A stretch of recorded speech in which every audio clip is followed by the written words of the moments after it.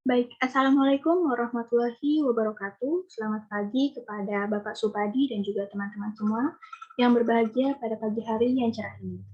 Sebelum kita masuk pada pembahasan materi, maka perkenalkan kami dari kelompok 3 yang beranggotakan sebagai berikut.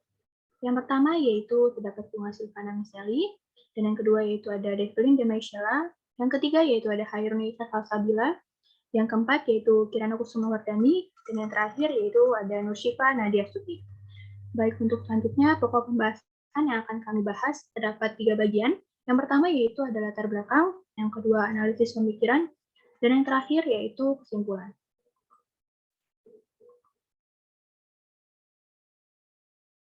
Selanjutnya, kami akan membahas materi mengenai sejarah dan juga pemikiran tokoh pendidikan nasional yang berpengaruh. Untuk slide selanjutnya akan dipresentasikan oleh Kirana. Kepada Kirana dipersilahkan. Baik, terima kasih Hairunisa Salsabila yang telah memberikan saya kesempatan untuk menjelaskan materi yang pertama. Yang pertama ada latar belakang.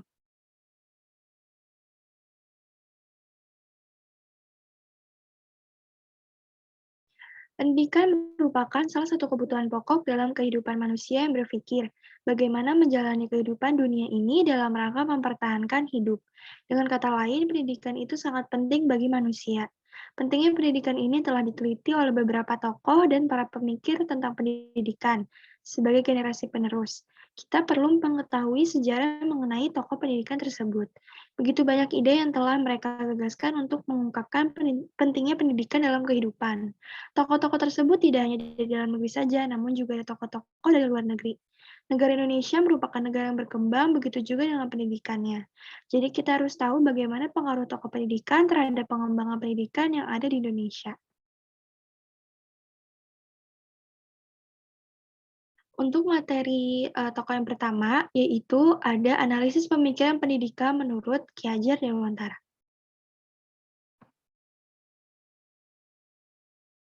Menurut Ki Hajar Dewantara, pendidikan sebagai usaha menuntun segenap kekuatan kodrat yang ada pada anak, baik sebagai individu maupun sebagai anggota masyarakat, agar dapat mencapai kesempurnaan hidup. Konsep pemikiran pendidikan oleh Ki Hajar Dewantara dijelaskan dalam dua teori, yaitu pendidikan dan kebudayaan dan taman siswa. Dari kedua konsep itu diharapkan bisa memberikan pencerahan bagi para pendidik secara khusus serta semua kalangan masyarakat secara umum untuk melakukan perubahan terhadap pendidikan. Gagasan yang menarik dikaji dari Ki Hajar Dewantara adalah konsep Pancadharma Perguruan Taman Siswa yang disusun pada 1947. Konsep ini, Ki Hajar Dewantara seolah ingin mengungkapkan bahwa usaha-usaha mencerdaskan kehidupan bangsa harus memiliki landasan yang kuat. Asas-asas Pancadharma ini merupakan intisari dari karakter pendidikan Indonesia. Selanjutnya ada relevansi dengan pendidikan karakter yang harus dibangun. Poin yang pertama yaitu penyelenggaraan pendidikan jangan terjebak pada pencapaian target yang sempit. Yang kedua, pembentukan karakter peserta didik perlu melibatkan tripusat pendidikan. Yang ketiga, pengembangan karakter peserta didik perlu memperhatikan perkembangan budaya bangsa. Yang keempat, 18 nilai-nilai yang perlu diinternalisasikan kepada peserta didik dalam pengembangan karakter. Yang kelima, asas dan dasar pendidikan yang digagas Ki Hajar Dewantara merupakan landasan dasar yang kokoh. Yang keenam, sistem pendidikan yang dikemukakan Ki Hajar Dewantara atau Ing Ngarsa Sumtuada Ing Madya Mangunkarsa dan Tuturi Handayani. Untuk materi selanjutnya akan dijelaskan oleh Hairunisa Salsabila. Untuk Hairunisa Salsabila dipersilakan. Baik, terima kasih kepada Kirana yang telah memberikan kesempatan kepada saya untuk membahas materi selanjutnya. Baik, teman-teman, untuk materi selanjutnya kita akan membahas mengenai analisis pemikiran pendidikan menurut Muhammad Syafi'i. Yang pertama yaitu terdapat filosofi pendidikan Muhammad Syafi'i atau INS Kayu Tanam.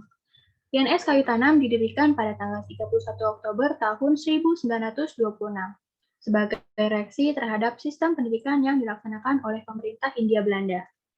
Reaksi yang demikian di Sumatera Barat menunjukkan dirinya secara nyata dalam berbagai gerakan. INS Kayu Tanam merupakan salah satu bentuk gerakan yang lahir sebagai reaksi bangsa Indonesia di Sumatera Barat melalui Muhammad Syafi'i dalam bidang pendidikan. Lalu, tujuan utama atau tujuan pertama dari YNS Kayu Tanam yaitu mendidik rakyat ke arah kemerdekaan. Hal inilah yang menjadi landasan keyakinan Muhammad Syafi'i untuk mendirikan YNS Kayu Tanam. YNS juga memberikan pendidikan yang sesuai dengan masyarakat dan yang bertentangan dengan tujuan pendidikan pemerintah Hindia Belanda.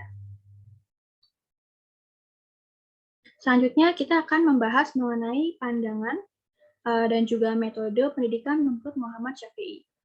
Yang pertama, kita akan membahas mengenai pandangan pendidikan. Pandangan pendidikan ini dibagi menjadi dua bagian. Yang pertama yaitu ada nasionalisme, dan yang kedua yaitu ada developmentalisme. Yang pertama yaitu ada nasionalisme. Nasionalisme menurut Muhammad Syafi'i mendasarkan konsep pendidikannya pada nasionalisme atau nasionalis. Nah, yaitu konsep dan praktik penyelenggaraan pendidikan YNS Kayu Tanam didasarkan pada cita-cita menghidupkan jiwa bangsa Indonesia dengan cara membekali dirinya dengan alat daya upaya yang dinamakan aktif kreatif untuk menguasai alam. Yang kedua yaitu ada developmentalisme. Developmentalisme menurut pandangan pendidikan Muhammad Syafi'i sangat dipengaruhi oleh aliran developmentalisme, terutama oleh gagasan sekolah kerja yang dikembangkan oleh John Dewey dan George Gershon Steiner, serta pendidikan alam sekitar yang dikembangkan oleh Jane Lightheart. Selanjutnya kita akan membahas mengenai metode pendidikan. Metode pendidikan di sini terbagi menjadi 3 bagian. Yang pertama yaitu terdapat sekolah, yang kedua pekerjaan tangan, dan yang ketiga yaitu ada produksi atau kreasi. Yang pertama yaitu ada sekolah kerja. Pemikiran Muhammad Syafi'i tentang pendidikan banyak dipengaruhi oleh pemikiran pendidikan awal abad 20 di Eropa, yaitu pemikiran pendidikan yang dikembangkan berdasarkan konsep sekolah kerja atau sekolah hidup, atau sekolah masyarakat. Menurut konsep ini, sekolah hendaknya tidak mengasingkan diri dari kehidupan masyarakat. Yang kedua yaitu terdapat pekerjaan tangan. Berdasarkan pemikiran tersebut, ia menghendaki guru untuk mengaktifkan pengajaran. Maksudnya membuat murid menjadi aktif dalam proses pengajaran. Metode ini dari pengajaran yang demikian adalah pekerjaan tangan. Yang ketiga yaitu terdapat produksi atau kreasi. Produksi atau kreasi dalam menjelaskan metode tangan ini, ia berkali-kali menggunakan konsep resepsi, reproduksi, dan juga produksi atau kreasi. Resepsi produksi adalah metode lama, yaitu anak sebagai objek dan juga spasif, serta umumnya verbalistis. Sedangkan metode produksi, anak diberi kesempatan untuk aktif dalam berbuat ataupun menciptakan suatu hal-hal yang baru.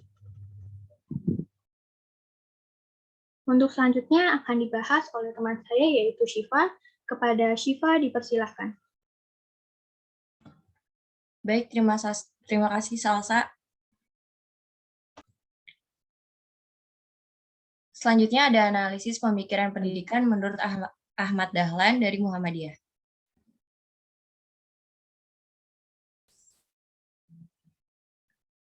Pada awal abad ke-20, konsep pemikiran Kiai Haji Ahmad Dahlan dalam bidang pendidikan sangat bertolak belakang dengan konsep pendidikan pemerintah Hindia Belanda dan lembaga pesantren.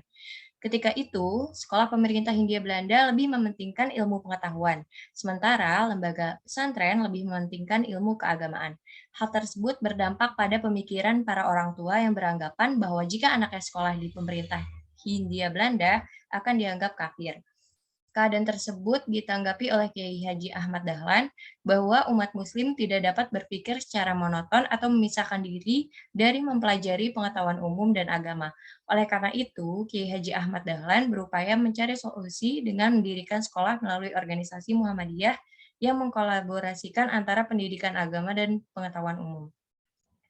Adapun kurikulum yang diterapkan pada sekolah Muhammadiyah meliputi integrasi ilmu dan amal, artinya peserta didik harus menuntut ilmu setinggi-tingginya agar dapat mengamalkan ilmunya kepada masyarakat. Karena di dalam ajaran Islam diajarkan seorang muslim harus mempraktikkan ilmunya kepada masyarakat, yang berarti berkarya.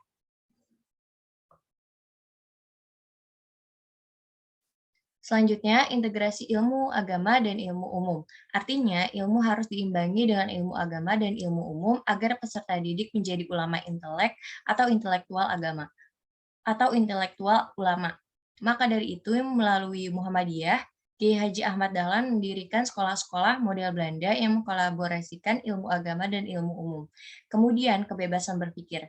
Kemudian Kiai Haji Ahmad Dahlan dengan adanya kebebasan berpikir terhadap peserta didik agar mampu mempunyai pendapat atau nilai-nilai tersendiri. Artinya peserta didik mampu mengembangkan, menjelaskan atau menjabarkan ajaran-ajaran atau teori-teori yang diajarkan oleh pendidik, serta tidak mengikuti pandangan orang lain tanpa tahu alasannya atau taklid. Selain kebebasan berpikir, Kiai Haji Ahmad Dahlan juga mengajarkan pada pembentukan karakter. Menurut Kiai Haji Ahmad Dahlan, pembentukan karakter sangat penting pada peserta didik agar berakhlakul karimah. Artinya, peserta didik harus menanamkan jiwa sosial, moral, dan beragama pada kehidupan sehari-harinya agar terbentuknya karakter. Oleh karena itu, pemikiran pendidikan Islam menurut Kiai Haji Ahmad Dahlan mengarahkan peserta didik untuk menjadi seorang muslim yang ulama intelek atau intelektual ulama, berwawasan luas, mengamalkan ilmu-ilmunya, serta mempunyai karya. Selanjutnya akan dijelaskan oleh Devlin.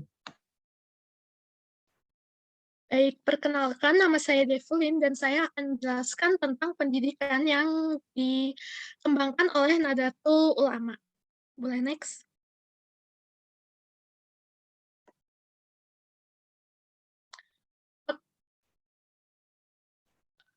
Oke, jadi 3 pilar yang penting bagi NU adalah wawasan ekonomi kerakyatan, wawasan keilmuan sosial budaya, dan wawasan kebangsaan. Karena NU juga peduli terhadap keilmuan, jadi NU pun juga ikut berperan pada bidang pendidikan di Indonesia.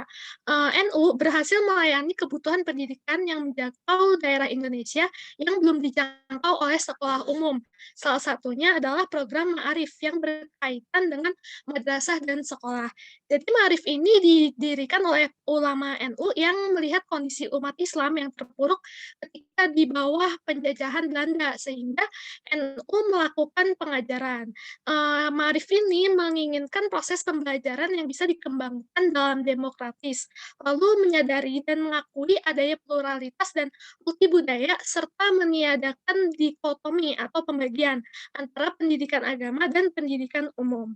Salah satu tokoh NU yaitu Idam Khalid mengatakan pendidikan yang dibangun di lingkungan warga ini merupakan usaha untuk membentuk manusia Indonesia yang sehat jasmani rohani, memiliki pengetahuan dan keterampilan, mengembangkan kreativitas dan tanggung jawab, menyuburkan sikap demokrasi dan tenggang rasa, dan mencintai bangsa dan sesama. Jadi NU ini memfokuskan pendidikan untuk menciptakan manusia Indonesia yang sanggup beramal dan bertakwa, serta mau memberikan dharma baktinya kepada masyarakat. Untuk kurikulum sendiri, Wahid Hashim yang menjadi anggota PBNU bagian Marif membuat ide kurikulum campuran untuk madrasah NU, yaitu 70% agama dan 30% umum.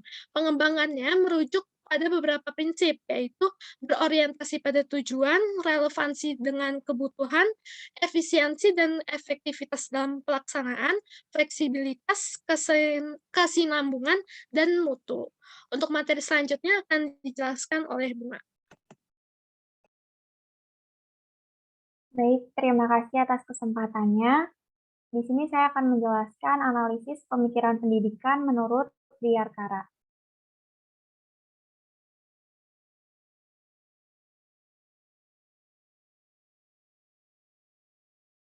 Secara ringkas, pandangan Diyarkara tentang pendidikan terwakili dalam sejumlah pokok pemikiran sebagai berikut. Yang pertama, mendidik atau melaksanakan kegiatan pendidikan merupakan perbuatan fundamental. Istilah fundamental merujuk pada dua arti. Yang pertama, sebagai perbuatan fundamental, pendidikan bertujuan untuk mengubah, menentukan, dan membentuk hidup manusia.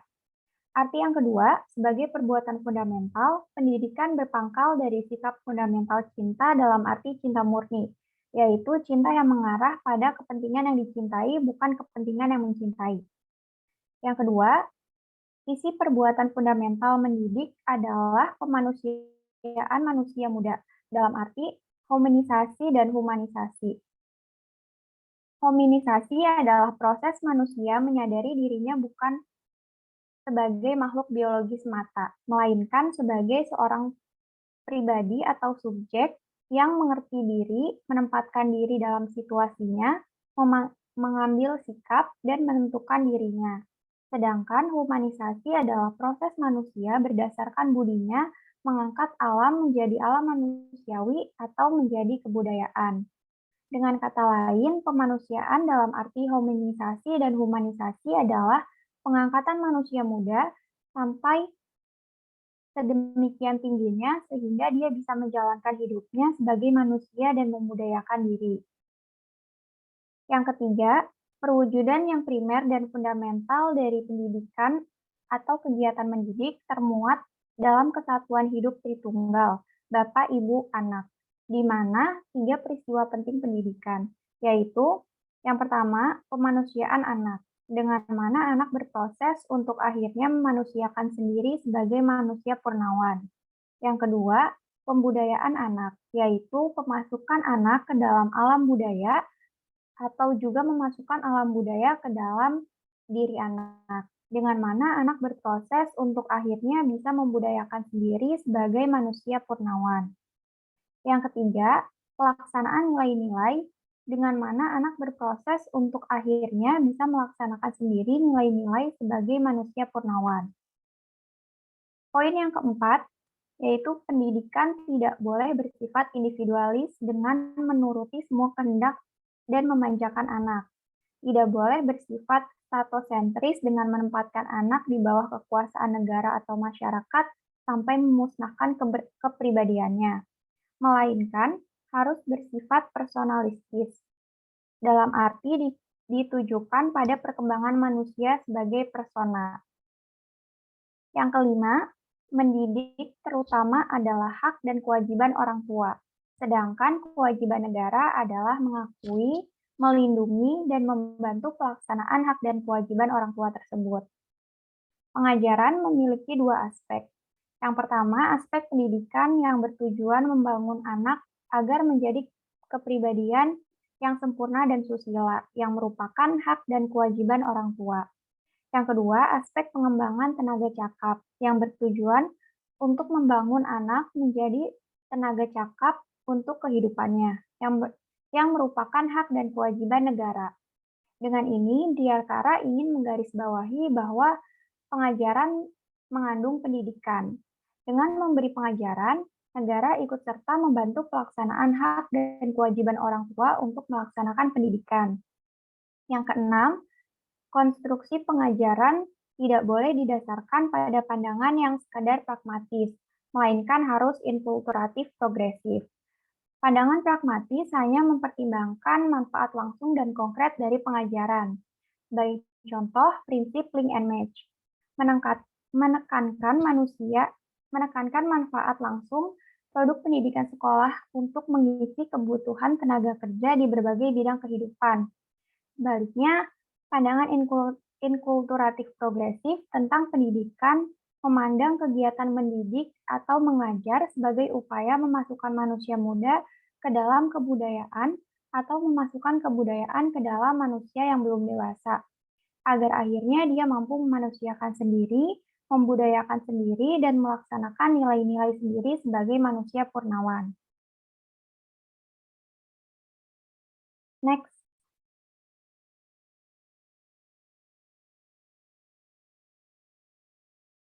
Yang selanjutnya ada kesimpulan.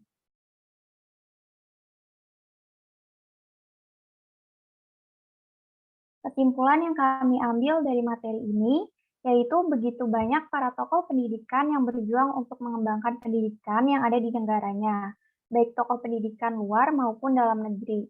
Mereka mengorbankan waktu, tenaga, dan pikiran demi memajukan bangsanya agar tidak tertinggal dari bangsa lain.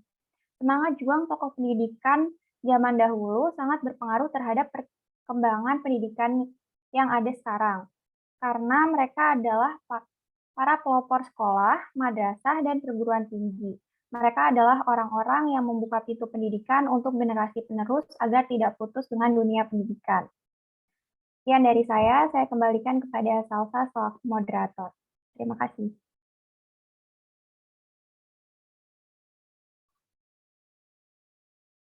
Baik, terima kasih Bunga dan juga teman-teman semua yang sudah mempresentasikan materi ini. Maka sekian dari kelompok kami, semoga apa yang sudah kami sampaikan dapat bermanfaat bagi kita semua dan dapat diterapkan dalam kehidupan sehari-hari. Untuk selanjutnya, bagi teman-teman yang ingin bertanya, maka dipersilahkan untuk bertanya pada kolom komentar di GCR. Lalu untuk pertanyaan kami batasi sebanyak 10 pertanyaan. Sekian dari kelompok kami. Wassalamualaikum warahmatullahi wabarakatuh. Selamat pagi.